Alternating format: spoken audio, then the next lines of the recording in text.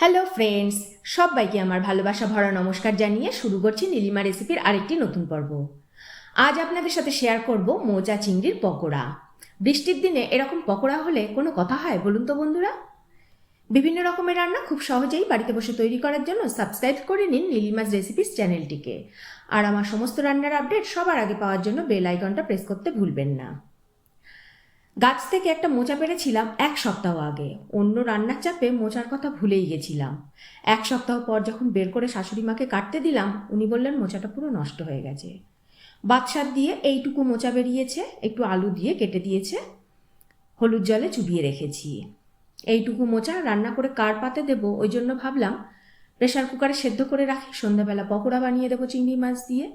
তাই করলাম, আর খেতেও হয়েছিল দুর্দান্ত।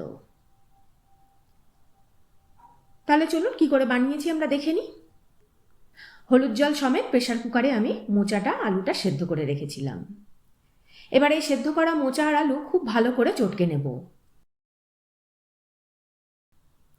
এরপরের মধ্যে 1 চামচ আদা কুচি, 1 চামচ কাঁচা লঙ্কা কুচি আর বেসন দিয়েছি 4 থেকে 5 চামচ। সামান্য একটু হলুদ, স্বাদ অনুযায়ী নুন আর একটু কসুরি মেথি হাতে ডলে দিয়ে ভালো করে মেখে নেব।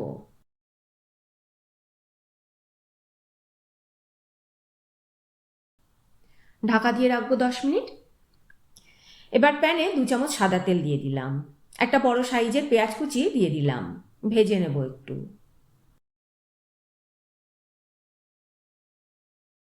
পেঁয়াজ ভাজা হলে 150 গ্রাম মতো চিংড়ি মাছ দিয়ে দেব।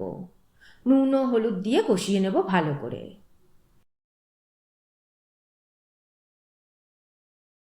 এবারে এই কষানো পেঁয়াজ চিংড়ি মোচার মধ্যে দিয়ে দেব, ভালো করে মাখিয়ে নেব।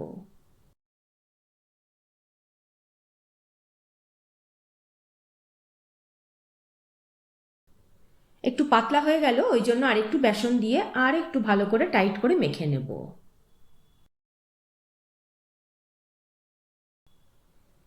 ব্যাস, মোচাটা আমাদের মাখানো কমপ্লিট হয়ে গেছে। এদিকে প্যানে বেশ খানিকটা সাদা তেল গরম করে নিয়েছি, দেখুন। খুব বেশি বড়ও করব না, আবার খুব বেশি ছোটও করব না, মাঝারি সাইজের করে ভেজে নেব। ফ্লেমটা লো টু মিডিয়াম থাকবে।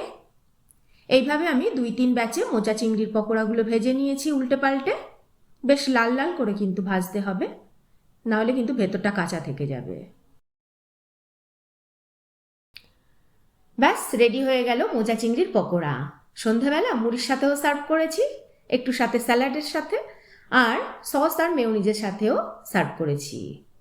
দারুণ জমে গেছিল সন্ধেটা। কেমন লাগলো আমার আজকের রেসিপিটি কমেন্ট করে জানাবেন। ভালো লাগলে একটা লাইক করে দেবেন। আপনাদের একটা লাইক আর কমেন্টই আমাকে উৎসাহিত করবে পথ চলতে। আজ তাহলে এই পর্যন্তই থাক। আবার হাজির হয়ে যাব নতুন কোনো রেসিপি নিয়ে, নতুন কোনো পর্বে। ভালো থাকবেন, সুস্থ থাকবেন সবাই।